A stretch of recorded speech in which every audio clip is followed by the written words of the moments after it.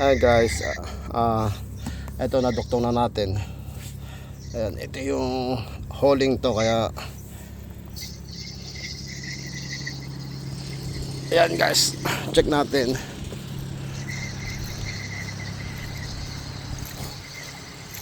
Na-receive na yung air. Ayan, may air. So lagari tayo kasi nag-joint ako. Gagawa sila ng lateral dito. Tapos ako mag-blowing.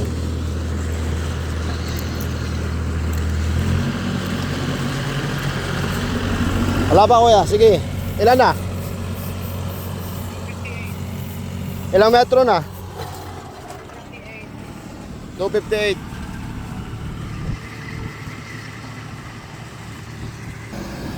Kagandahan lang. At least nakakatulong yung anak ko na nag-blowing ng fiber, nasa 300 plus. Okay na kuya. Stop, receive. Balik konti. Okay na yan, malayo, hindi mo mahahatak yan.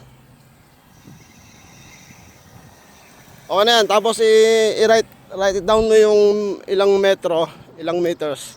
Tapos tawagan na lang uli kita next Okay. Ayan guys. So na-receive ko na i-off mo na lang. So na-receive ko na yung fiber doon. So meron pa tayong dito ay duduktong. Ayan, re-renovate. Tapos yun. Tapos dito pa isa.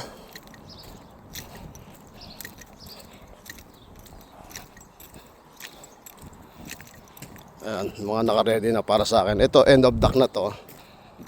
Ayan.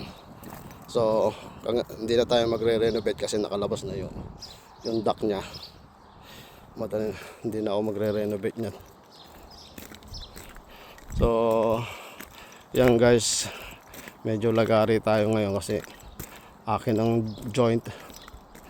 Akin ang blowing. Fiber.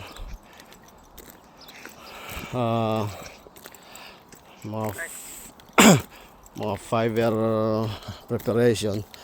Tas ilan na lang kami dito, 4 na tao dahil yung ibang tao nandun sa bagong project na 9 kilometers